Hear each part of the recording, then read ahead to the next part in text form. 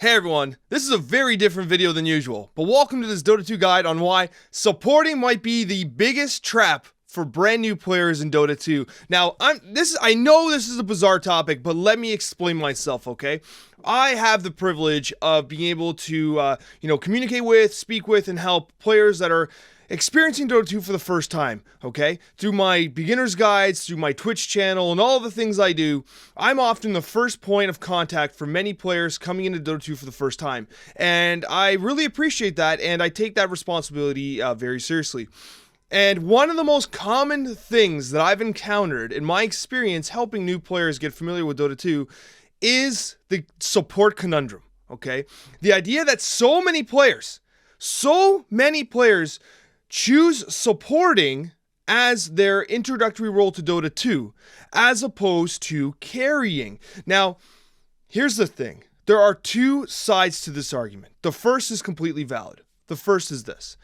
Alex, I come from another game, or, I really like the support playstyle. I'm choosing to play support because I love empowering my teammates, controlling the map, and building items that will help my teammates succeed in a game, okay?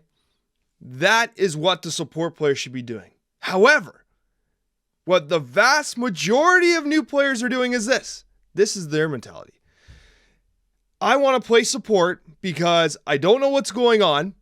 I'm unfamiliar with the game. I'm not confident in my abilities. And therefore, I don't want the game to rely on me.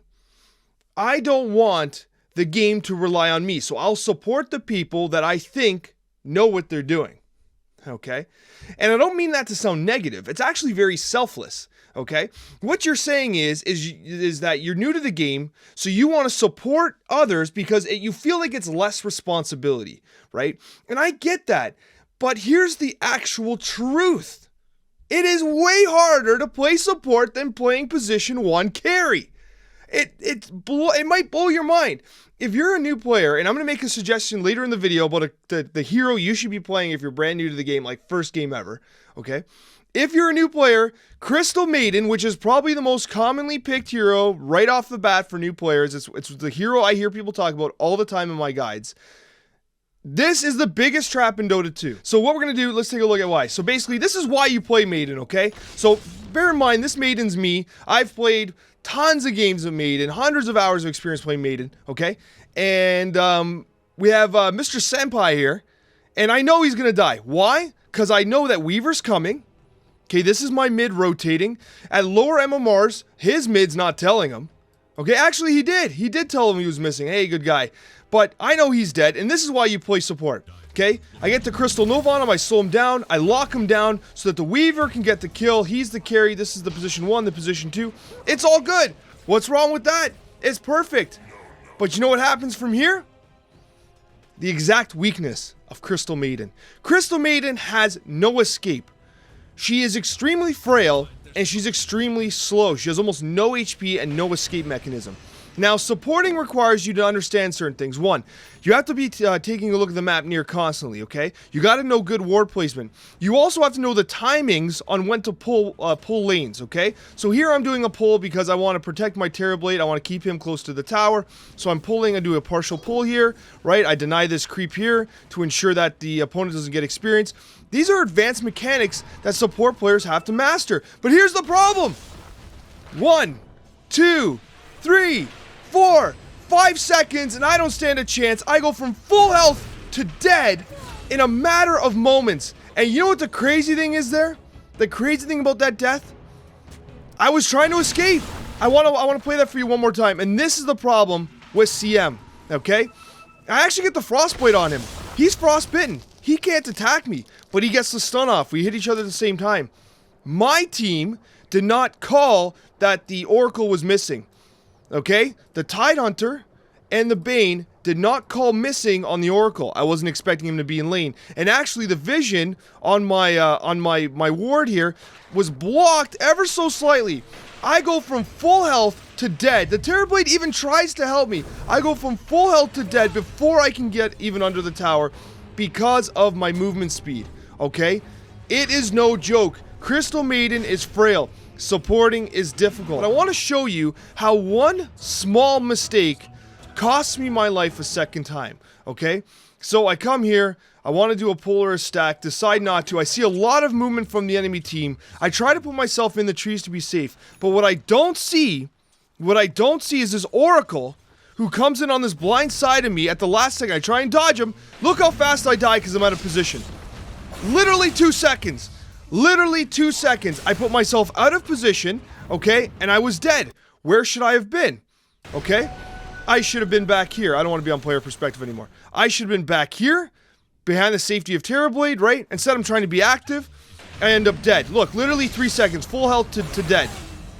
As a new player, that's hard. And look, if had I been here and still alive, I'd be able to support my Terrorblade and my Bane. This would be a 3-on-2. We would win this fight easily. He'd be dead. He'd be dead too, right? But instead, because I die, the fight is not to our advantage. And yes, there are things as a player that I need to improve on in order to prevent that from happening. But the main lesson here that I'm trying to explain to you is just how frail these position 5 heroes are. And as a support, you have to contend with the map. You have to contend with not having an escape. There is no way for me to escape if someone's on top of me. You have to be able to contend and know when to pull, when to push, actually. You need to know, when you're vulnerable positioning-wise. One minor positioning error costs you your life. There's no middle ground, okay? Now, what I'm going to talk to you about is a hero who I've not talked about in previous guides, but I'm going to talk about now. Because if you are brand new to the game and you're playing your first game ever, and you want a hero that has a very straightforward path to victory and a very straightforward game plan that tends to coincide with the way teams work at lower and new brackets, this is the hero for you. Alright, and here it is. The hero I recommend if you are brand new to the game is try out Faceless Void. I know, Faceless Void. Very interesting choice, Alex. Why Faceless Void? Well, we got our CM, Crystal Maiden in the background here, the largest bait in Dota 2, and then we got Faceless Void. Now, why would I choose Faceless Void? Why would I suggest you play Faceless Void? Let me explain here. There's a couple things. First of all, he's a very good laner, okay? He's a very good laner. His win rate right now kind of dropped off. He got a couple little nerfs there, but first of all, he has a very predictable last hit mechanic here. His actual forward swing and back swing is very predictable. He does good damage. His time lock allows him to get some free hits for last hits, right? He's a very predictable hero. He's a very good laner. He transitions into an excellent carry in the late game. Overall, he's fantastic, but there's a couple things I really want to pay attention to, okay? Why he's more beginner-friendly. First, he has a passive. Time Lock, it's great. It's an added button you don't have to press. It's a removed button, I should say. With Time Lock, it's just there, and it's effective, and it scales wonderfully into the late game. It's one of those skills you just don't have to worry about. You level into it, and it's there, and it works for you. Perfect. One less button you got to press, okay? The other thing, remember I talked about Crystal Maiden? If you're under attack, you just die. Let's have a little race here between Faceless... Hey! No hitting. No hitting. Okay, let's do a little race here, okay? Let's see who gets to the flag first. Ready? Go. Faceless Void wins and gets a little knock on for good measure. The major thing that Faceless Void has is Time Walk. Now, this is very beginner friendly because it allows you to go back in time by time walking, but it allows you to make very significant movements on the map, right? It allows you to engage. It allows you to disengage. So if you find yourself in danger and you're like, oh, like in that clip I just showed you, oh, Oracle's gonna kill me. There's your, oh, these guys are gonna kill me. I'm out. See ya, right?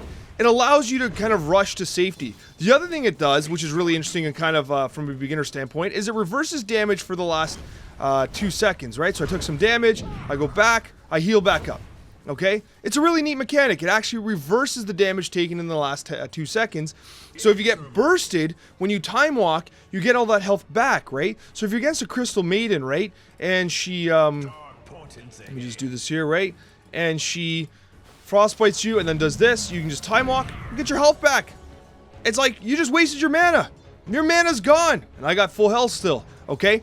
Faceless Void is very, very good for that. The other side to that is Chronosphere. It's one of the best teamfight ultimates in the game. Now, you might be thinking, Alex, Chronosphere, that's high stress. Like, I gotta land that Chronosphere, man. I gotta land it, because if I don't land it, then my team falls apart. It is a lot of pressure to land a Chronosphere. But here's the thing, okay? The reason why I recommend Faceless as opposed to someone like, someone has a similar escape, Anti-Mage, right? I'll show you. Anti-Mage here has a very similar escape. He is, drop the enemy here. No, don't hit her. Stop swinging on everybody. Stop. You're so edgy.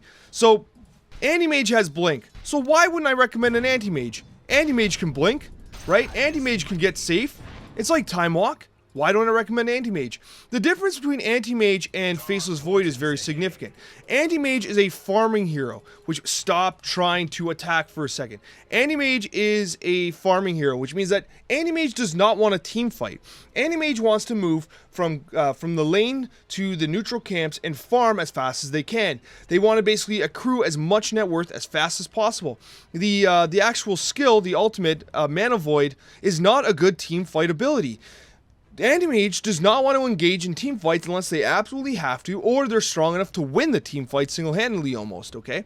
Anti-Mage is the type of hero that does not want to partake in unnecessary skirmishes, whereas Faceless Void does. Faceless Void is a fight-centric hero. Once you're at level 6, you want to force a team fight where you can Chronosphere, like the opposing team, and get a kill. So Anti-Mage is avoiding fights, you're forcing fights, so you can come in on Anti-Mage and get a kill. Obviously, I don't have any items, so I'm not going to kill him.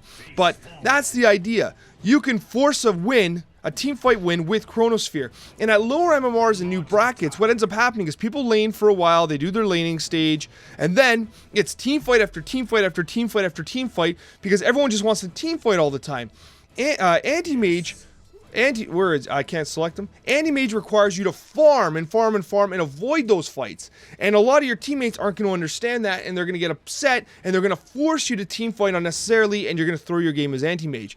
As a Faceless Void, you're basically going to be working around your Chronosphere timer, and what you're going to do is you're going to be with your team, and you're going to be popping these Chronospheres off. And unlike the position 5, the strategy for a position 1 Faceless Void in the safe lane is very simple. First of all, you're the safe lane carry. You're new to the game, someone's going to support you. Mind blown! Someone's supporting you! So if you're new to the game, it's less pressure because you have someone with you who hopefully knows what they're doing and can help you find success. The other side to that is as a Faceless Void, the strategy's simple, okay? You're getting last hits, you're team fighting when you can, you're winning your lane, and then you're buying the items, you're buying BKBs, you're buying, whatever it is that the game calls for. Maybe I'll do a guide on Faceless Void to help you get started, but You're winning your lane, you're getting last hits, you're winning the game. That's it. You don't have to worry about pull timers, you don't have to worry about all that other stuff. You get your last hits, you win the game, that's it, okay? I'm making it sound super simple, but as a position 5, you are pulling, you are super frail, you have no escape. There's all these things. Your items are for other people, not for yourself. For Faceless Void, all your items, you're building items for yourself. You're building items like Mask of Madness so you can farm faster, Power Tread so you can hit harder, Battle Fury so you can farm faster, Butterfly so you can hit harder, survive longer, and just be an absolute menace, okay? Shadow Blaze so you can go invisible and kill guys. Manta so you can literally replicate yourself and just be an absolute pest in lane, pest in team fights, right? This is the point. The point is that as a Faceless Void, you are selfish. Everything you're doing is for your own benefit. And once you get the hang of playing Faceless Void, and other people are supporting you, you start to see, oh, that's what my support player is doing to help me. I like how they're pulling, I like how they're supporting, and you start to build a better understanding of the game. For a new player, Faceless Void represents a much easier barrier because your game plan is much simpler. You get last hits, you win the lane, you stay in team fights, you Chronosphere, and you win and end the game, okay? I hope this helped you guys. The whole idea here was to give you an idea of how you can approach this game if you're new to the game. Faceless Void, safe lane, have someone support you, have a very steady game plan of getting last hits, staying alive, team fighting with Chronosphere, and ending the game. Thank you guys so much for watching, and a very special thank you to all of my wonderful subscribers. Take care, everyone, and we'll see you in the next video.